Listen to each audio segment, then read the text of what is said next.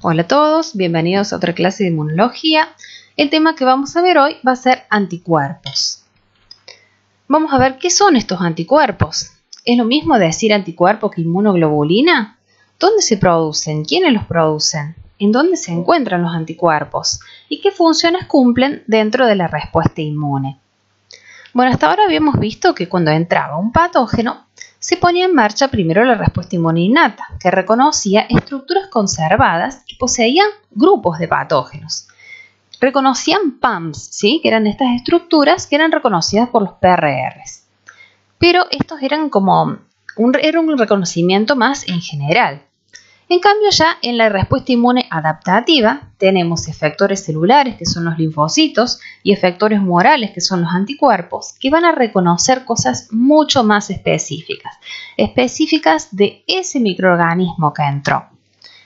Reconocen lo que ya vimos en el teórico de antígenos como epitopes específicos de ese microorganismo en particular. Bueno, ¿qué son los anticuerpos? Químicamente los anticuerpos son glucoproteínas, llamadas también inmunoglobulinas, que son producidas por los linfocitos B cuando se transforman en células plasmáticas luego de su activación. Esos anticuerpos no son otra cosa que la forma soluble de su BCR, del BCR que posee el linfocito B, y posee por lo tanto su misma especificidad. Acá tenemos el linfocito B con su BCR, que es su receptor B por el cual ellos van a reconocer el antígeno y van a activarse, ¿sí? Este BCR, como vamos a ver, tiene la estructura de una inmunoglobulina y cuando se activa da lugar a la formación de células plasmáticas que van a empezar a producir grandes cantidades de esas moléculas iguales a su BCR, pero que ahora ya no van a quedar ancladas en la membrana, sino que se van a secretar, ¿sí? Entonces las van a secretar de forma soluble, pero van a tener la misma estructura y la misma especificidad que el BCR que tenía el linfocito B que dio origen a esta célula plasmática. Bueno, y estos anticuerpos van a viajar hacia el lugar a donde está el antígeno y se van a unir a su antígeno correspondiente con una especificidad similar a la de una llave con una cerradura, ¿sí? Van a ser tan específicos que no se van a unir a otros antígenos, ¿sí? Bueno, entonces la principal característica que posee un anticuerpo es su especificidad por un determinado antígeno, como llave con cerradura. Y cada epitope del antígeno, nosotros decimos antígeno como una palabra en general, ¿sí? Pero cada epitope, o sea, cada partecita diferente de ese antígeno va a generar anticuerpos específicos capaces de unirse a ellos con una determinada afinidad. Chequemos estas palabras, afinidad y especificidad. Son características de los anticuerpos. ¿En dónde se encuentran los anticuerpos? Bueno, estos anticuerpos van a estar presentes en la circulación y en todos los fluidos biológicos, como saliva, leche, semen, líquidos, fluido cérvico-vaginal, ¿sí? Y un montón de líquidos biológicos. Pero en el momento que nosotros tengamos que hacer un análisis de laboratorio, la muestra por excelencia donde vamos a buscar anticuerpos va a ser el suero. Las inmunoglobulinas se encuentran también en las superficies mucosas, principalmente la IgA, que es en su forma secretora. Y bueno, en la circulación, estas proteínas pertenecen a la fracción gamma globulina del suero o del plasma, ¿sí? Si nosotros hacemos una corrida electroforética de las proteínas del suero, vamos a encontrar la albúmina, las proteínas alfa 1, alfa 2, beta y las gamma, ¿sí? Dentro de las cuales, acá en esta fracción gamma globulina, se encuentran los anticuerpos. Como la muestra que se utiliza en el laboratorio para ver anticuerpos es el suero, muchas veces se le llama al inmunodiagnóstico diagnóstico serológico. Esto lo van a ver muy bien en el práctico. Bueno, ¿es lo mismo decir anticuerpo que inmunoglobulina? Y en la práctica sí, se usan como sinónimos, pero en realidad los anticuerpos son moléculas que pertenecen a algo más grande, que se llama la superfamilia de las inmunoglobulinas. A esta superfamilia también pertenecen otras moléculas que se encuentran en la superficie de células que ya hemos visto, ¿sí? Y que vamos a ver en los teóricos que siguen, como por ejemplo el TCR, que es el receptor de los linfocitos T, las moléculas del complejo mayor de histocompatibilidad y algunos otros receptores y moléculas de adhesión que tienen otras células del sistema inmune. ¿Sí? Todas pertenecen a esta superfamilia de inmunoglobulinas, que son proteínas, glucoproteínas, que tienen esos dominios globulares que ya vamos a ver. Bueno, ¿cómo es la estructura de un anticuerpo? Básicamente está formado por dos cadenas pesadas, que vendrían a ser estas grandes, que tenemos acá dibujadas una en azul y otra en rojo. Esas son las cadenas pesadas, que se les llama H de heavy. Y dos cadenas livianas, que son estas verdes que tenemos acá al costado. Están unidas también a la cadena pesada por puentes disulfuro. A su vez, las cadenas, tanto pesadas como livianas, se unen por puentes disulfuro entre sí, intracatenarios, formando estas estructuras o dominios globulares, ¿sí? Bueno, los anticuerpos poseen regiones conservadas hacia el extremo carboxilo terminal, ¿sí? O sea, en esta parte tienen lo que se llaman las regiones constantes. Por ejemplo, acá tenemos 3 regiones constantes en esta cadena pesada y hacia el dominio N-terminal tienen una región variable, ¿sí? Acá ven que dice BH es la región variable de la cadena pesada y BL es la región variable de la cadena liviana. La estructura cuaternaria de esta proteína, porque las proteínas tienen plegamientos, tienen diferentes estructuras, primaria, secundaria, terciaria y cuaternaria. El plegamiento, la estructura cuaternaria, le da la forma globular que poseen y forma también en su extremo N-terminal lo que va a ser el paratope que se va a unir al antígeno, ¿sí? Esa estructura, no solo la secuencia de aminoácidos, ¿sí? No olvidemos que esto es una proteína, estas cadenas están formadas por secuencias de aminoácidos. Tanto la secuencia de aminoácidos presentes en esta región variable como su estructura cuaternaria dada por el plegamiento va a ser, digamos, la forma que tenga en esta parte que le va a permitir unirse a un cierto antígeno y no a otro. Ahora lo vemos con más detalle. Tanto las cadenas H como L, o sea, pesadas y livianas, poseen regiones variables y constantes, como ya dijimos. Dentro de las regiones variables, poseen 3 regiones que se llaman determinantes de la complementariedad, o CDR, que es lo que le van a dar su especificidad. Y esta porción, donde se va a unir el antígeno, se llama paratope, que va a ser lo que se va a unir al epitope del antígeno. Y acá algunas tienen en esta región donde se unen estas partes, digamos, donde estaría como la unión de las 3 partes de la Y, está lo que se llama la región de bisagra, que también tiene puentes de sulfuro y le confiere una cierta movilidad a la molécula para que se pueda unir a epitopes que tiene el antígeno que están un poco más separados, ¿sí? Le permite tener como esa apertura para poder unirse a 2 epitopes que se encuentran separados o más unidos, ¿sí? Esto le da como flexibilidad. Bueno, la especificidad de este antígeno de este anticuerpo por un determinado antígeno está dada por esas regiones hipervariables que se encuentran dentro de la región variable, tanto de las cadenas pesadas como de las livianas, y se llaman CDR1, 2 y 3. Esas regiones determinantes de la complementariedad. Son las que toman más contacto con el antígeno en esa especie de bolsillo que se forma ahí, donde se va a ubicar el antígeno. ¿Sí? Ciertos aminoácidos toman más contacto con el antígeno y entonces eso es lo que le da la especificidad. Hace que por ejemplo, este anticuerpo se me una a este antígeno que encaja mejor, digamos, que a los otros antígenos con los cuales no es compatible. Bueno, Otras porciones, digamos, del anticuerpo se pueden denominar con diferentes nombres. Por ejemplo, que surgieron de cuando apenas se descubrieron los anticuerpos y todavía no se sabía cuál era la porción que se unía al antígeno, para qué serviría la porción FC, ¿sí? Al principio se hicieron pruebas con enzimas, ¿sí? Y digerían, digamos, a estas proteínas que son los anticuerpos con diferentes enzimas proteolíticas y veían después, digamos, las fracciones que resultaban y si se unían o no al antígeno. Cuando lo cortaban con una enzima llamada papaína, veían que se separaba en 3 partes.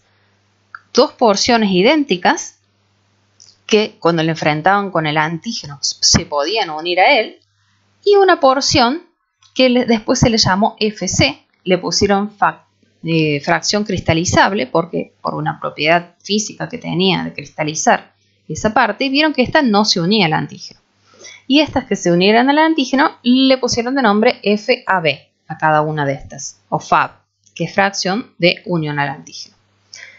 Y en la porción FC, después se descubrió que servía para otra cosa, no era para unirse al antígeno, sino que se unía a receptores en la superficie de células, ¿sí? Y también era la porción que podía activar al complemento por la vía clásica. Cuando se cortaba un anticuerpo con pepsina, se vio que el FC se rompía en pequeños fragmentos y quedaba otro fragmento que unía a las 2 regiones de unión al antígeno, que quedaban unidos por la bisagra, y se le llamó FAB2. Entonces, si le preguntamos cuáles son las partes de un anticuerpo, si nos dicen cadenas livianas, cadenas pesadas, las porciones FAB y la porción FC, está bien, ¿sí? Bueno, ahora vamos a ver otros conceptos, otras propiedades que tienen los anticuerpos que también son muy importantes. Una de ellas es la afinidad, que está definida como la fuerza de interacción entre un epitope individual del antígeno y un sitio de unión individual del anticuerpo, ¿sí? Vimos que, por ejemplo, un anticuerpo monomérico como la IgG tiene lugar para unir a 2 antígenos, ¿sí? A 2 epitopes. Acá la afinidad está dada por cada uno de esos brazos, de esos FAB. Y bueno, ¿a qué nos referimos cuando decimos un anticuerpo con alta afinidad? ¿Sí? Es el que va a encajar perfectamente con el antígeno, ¿sí? Porque va a haber a lo mejor otros anticuerpos que pueden unirse a ese mismo antígeno, o mejor dicho, este mismo anticuerpo se puede unir a otro antígeno, pero con baja afinidad, o sea, esa unión no va a ser tan estable. Cabe destacar que la unión entre antígeno y anticuerpo no es una unión covalente. Se pueden unir por fuerzas hidrofóbicas, por puentes de hidrógeno, por fuerzas electrostáticas. Esa unión, si no es de alta afinidad, se puede separar, ¿sí? Se pueden despegar. Entonces, al igual que si yo quiero abrir una puerta con la llave del vecino, probablemente encaje y capaz que la pueda abrir, pero nunca va a abrir con la misma afinidad que si meto la llave original de esa puerta, ¿sí? A eso se refiere con afinidad. La fuerza de interacción de un epitope individual con el antígeno, ¿sí?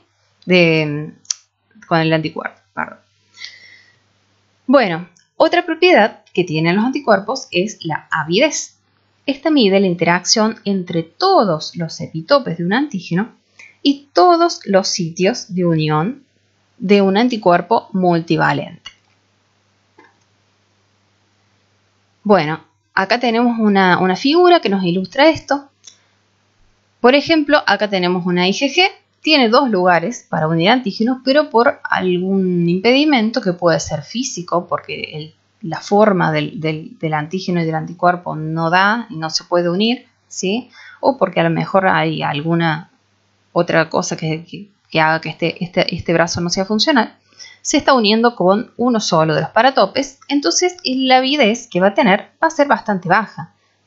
En cambio, si le funcionan las 2 porciones FAB, ¿sí? Las 2 tienen la capacidad de unirse a epitopes en el antígeno, ya la avidez va a ser media.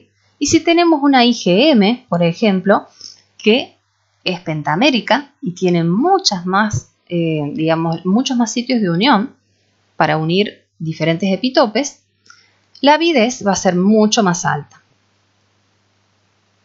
Entonces, la avidez depende de, por un lado, depende de la afinidad del anticuerpo hacia el epitope del antígeno, o sea, depende de esto, digamos, la fuerza con la que se une cada uno de esos paratopes a los epitopes. La valencia del antígeno del anticuerpo. La valencia es el número de sitios de unión que hay, ¿sí? Tanto en el antígeno como en el anticuerpo. Ya dijimos que los antígenos y los anticuerpos pueden ser multivalentes, ¿sí? O polivalentes. Significa que tienen muchos lugares donde se pueden unir.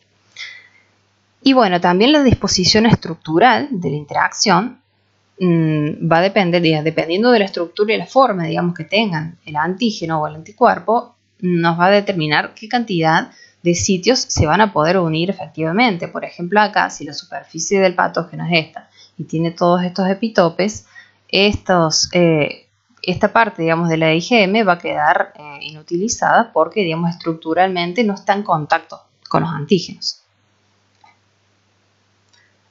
Bueno, idiotipo, alotipo e isotipo son otros conceptos que también generan bastantes dudas. Vamos a tratar de explicarlo lo más claro posible. Bueno, dentro de los anticuerpos podemos encontrar diferencias, ¿sí?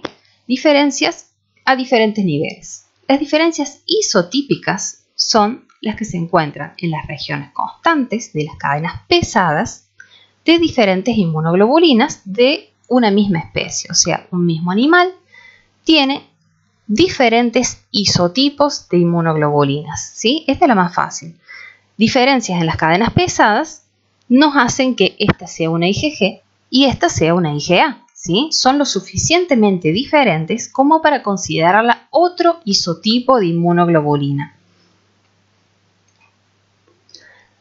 Hay diferencias que se llaman alotípicas, que son diferencias más pequeñas todavía, que están dadas porque, por ejemplo, un individuo tiene esta IgG y otro individuo de la misma especie tiene esta otra IgG, que tienen pequeñas diferencias en algunos aminoácidos nada más.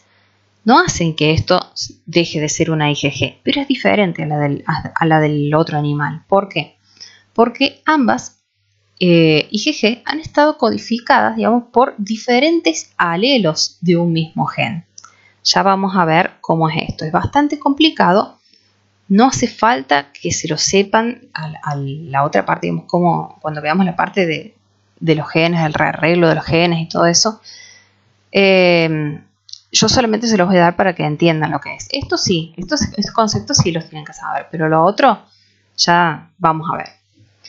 Bueno, entonces esta IgG es diferente de esta porque está codificada por un alelo diferente de un mismo gen. Este individuo tiene un alelo y este tiene otro alelo, pero los dos tienen IgG, ¿sí? Que son muy similares, pero tienen una pequeña diferencia. Bueno, y las diferencias idiotípicas son las que hacen que un cierto anticuerpo se una a un epitope y no a otro, porque estas diferencias están dadas en las cadenas livianas y pesadas y en la región variable, ¿sí? En la región variable tienen esas diferencias que hacen que este anticuerpo, por ejemplo, se una a un epitope de E. coli y este se me una a un epitope de Trypanosoma cruzi, ¿sí? Las dos son IgG, ¿sí? La cadena pesada es igual acá, son los dos del mismo individuo, pero van a tener diferente especificidad. O sea, las diferencias idiotípicas son las que le dan la especificidad para diferentes antígenos. Bueno, acá vamos a ver un ejemplo. Por ejemplo, acá tenemos un conjunto de vacas, ¿sí? Todos estos bovinos poseen una serie completa de clases y subclases, ojo, porque también existen las subclases, ya vamos a ver, que son los diferentes isotipos de inmunoglobulinas. O sea, cada uno de estos va a tener IgA, IgM, IgG, IgE, ¿sí? Cada uno de estos va a tener los 5 isotipos principales de inmunoglobulinas. A su vez, dentro de la población va a haber algunos que van a tener un alotipo, por ejemplo, que se llame A1, suponemos, de la IgG, y otros van a tener otro halotipo, ¿sí? Porque estos animales tienen la IgG codificada por diferentes alelos de un mismo gen. Y a su vez, cada animal individual va a tener un altísimo número de idiotipos diferentes, o sea, van a ser anticuerpos con diferente especificidad para miles y miles de antígenos distintos. Bueno, dijimos que los isotipos de inmunoglobulinas estaban dados por el tipo de cadena pesada que se secrete, ¿sí? Hay 5 tipos de cadena pesada que darán 5 idiotipos diferentes de inmunoglobulinas. Así tenemos la cadena mu, que me da la inmunoglobulina M, la cadena gamma, que me da la inmunoglobulina G, la cadena alfa, que da la inmunoglobulina A, la cadena epsilon, que da la inmunoglobulina E, la cadena delta, que da la inmunoglobulina D. Y las cadenas livianas tienen solo 2 tipos, kappa y lambda. Y la única característica que tienen es que deben ser iguales, ¿sí? Por ejemplo, esta IgG puede tener 2 cadenas livianas, va a tener las cadenas pesadas, tienen que ser sí o sí gamma para que sea una inmunoglobulina G, pero las cadenas livianas pueden ser kappa o pueden ser lambda, pero sí tienen que ser las dos iguales, no puede tener una kappa y una lambda. Bueno, dentro de cada isotipo o clase de inmunoglobulina puede haber a su vez subclases que varían la cantidad según la especie, y esto está dado porque los genes se fueron como duplicando. Entonces, por ejemplo, el caballo tiene 7 genes diferentes que codifican para IgG y los está expresando al mismo tiempo a todos, entonces va a tener 7 diferentes tipos de inmunoglobulina G, por ejemplo, y cada especie, bueno, tiene diferente cantidad de genes y diferente cantidad de subclases de la inmunoglobulina G, principalmente. Algunos tienen dos subclases de inmunoglobulina A, ¿sí? Algunos del humano tienen 2 subclases de inmunoglobulina M, y bueno, y algunos de inmunoglobulina E también. Bueno, ahora vamos a hablar un poco de cada uno de los isotipos, ¿sí? La inmunoglobulina M es la primera que se produce cuando se activa el linfocito B, ¿sí? Lo primero que intentaba hacer es inmunoglobulina M. Se transformaba en esas células plasmáticas de vida corta que iban hacia la médula del ganglio, ¿sí? Viajaban desde el folículo hasta la médula del ganglio y ahí empezaban a secretar inmunoglobulina M, que es la primera que se forma para ir a combatir al antígeno, ¿sí? A su vez, el BCR de los linfocitos B también está formado por inmunoglobulina M y también por inmunoglobulina D, ¿sí? Para que se considere que el linfocito B está maduro, tiene que tener tanto BCRs hechos, digamos, formados por inmunoglobulina M como por inmunoglobulina D, que se ubican así en la membrana, ¿sí? Están anclados a la membrana de forma como monomérica. En cambio, cuando ya la célula plasmática libera de la circulación inmunoglobulina M soluble, ¿sí? En su forma soluble es pentamérica y son 5 monómeros unidos por una cadena J, ¿sí? Y tienen esta forma.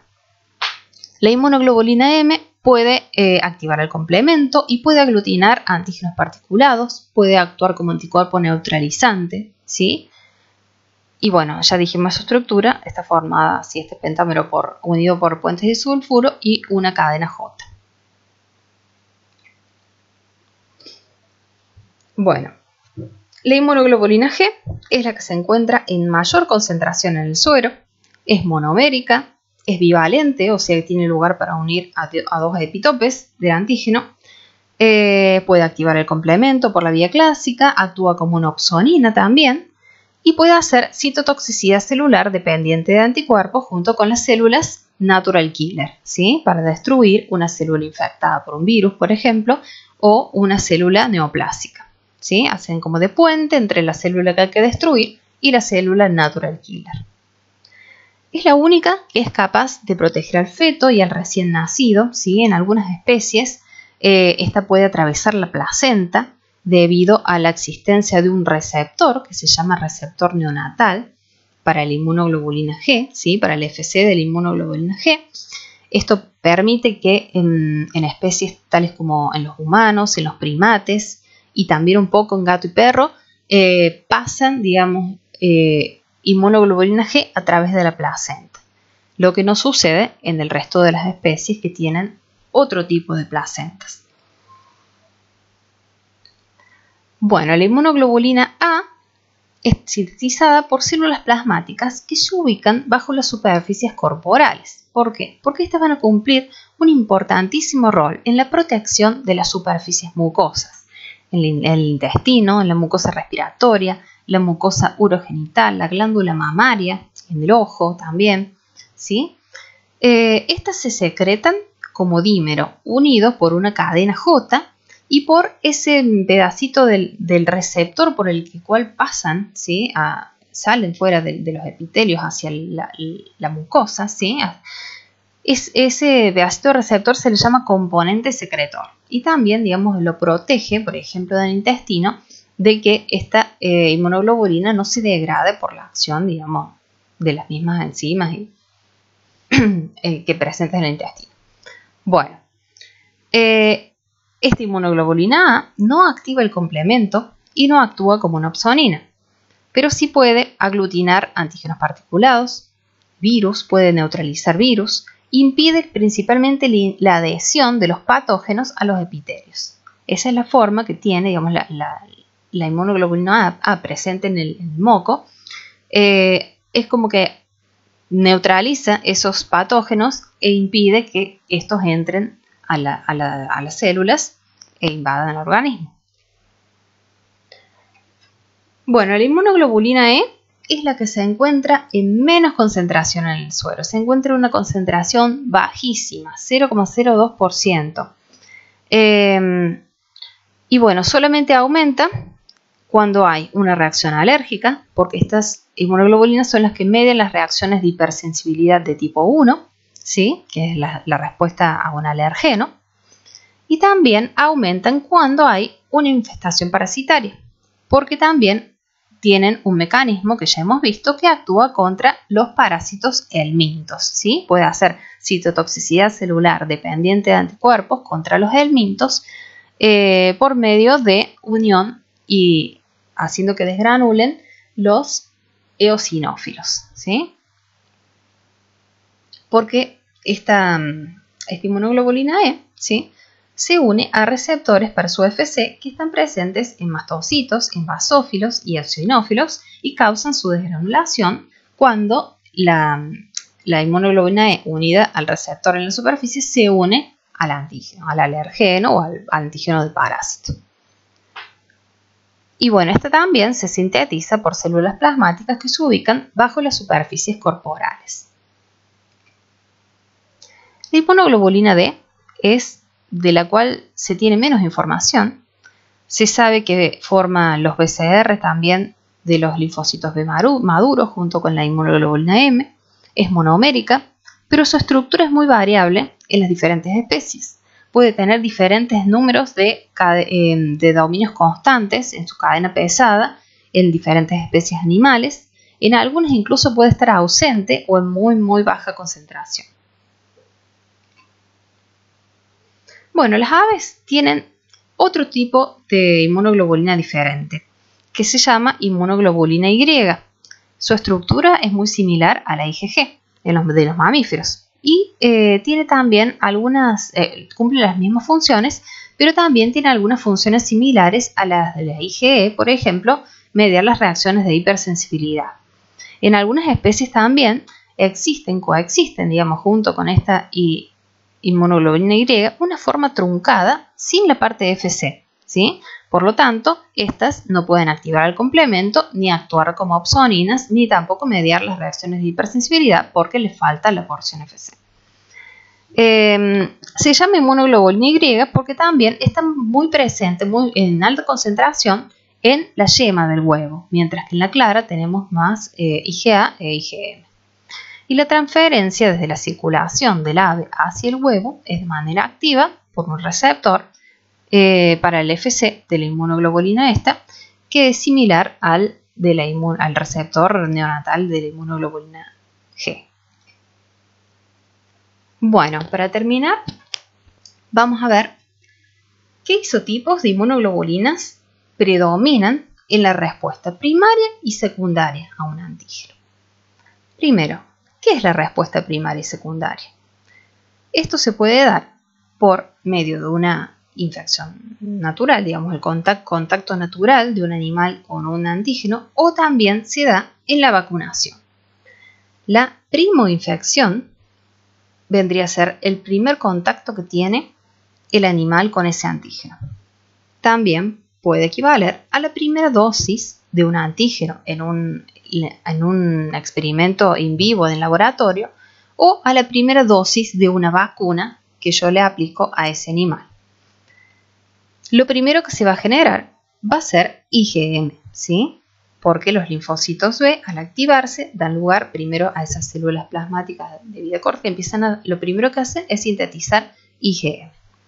Después de un segundo, digamos, contacto, ya lo vamos a ver con el linfocito T helper folicular, puede hacer un cambio de isotipo el linfocito B y empezar a producir ahora células que tengan otro tipo de BCR y van a dar lugar a la formación de IgG, ¿sí? Entonces van a aumentar acá los niveles de IgG, pero vemos que en la primera dosis del antígeno o en la primoinfección, lo que vendría a ser la respuesta primaria, la cantidad de IgG no es muy alta.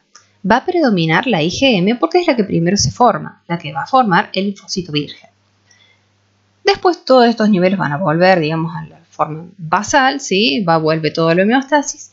¿Qué pasa si este animal se encuentra por una segunda vez con el mismo antígeno, ¿sí? Puede ser que le aplique una segunda dosis, digamos, al animal de experimentación, o ponga una segunda dosis de una vacuna, o el animal se encuentra en la naturaleza con la cepa salvaje de ese microorganismo otra vez. ¿Qué pasa? Ya voy a tener generada memoria, ¿sí? Entonces vamos a tener linfocitos B de memoria que van a dar células plasmáticas que produzcan directamente IgG, ¿sí? Entonces la cantidad de IgG en una respuesta secundaria va a ser muchísimo mayor que la IgM, ¿sí? Y mayor que la cantidad que se formó antes. IgM van a ver que se produce más o menos la misma cantidad, porque también se van a estar estimulando linfocitos B vírgenes que van a intentar hacer primero IgM y después van a hacer IgG. Pero ya los de memoria van a producir directamente IgG. Entonces acá la cantidad de IgG es como 20 veces más grande que en una respuesta primaria. Bueno, hasta acá llegamos y después en otro video vamos a ver cuáles son los mecanismos que utilizan estos anticuerpos para poder eliminar al patógeno.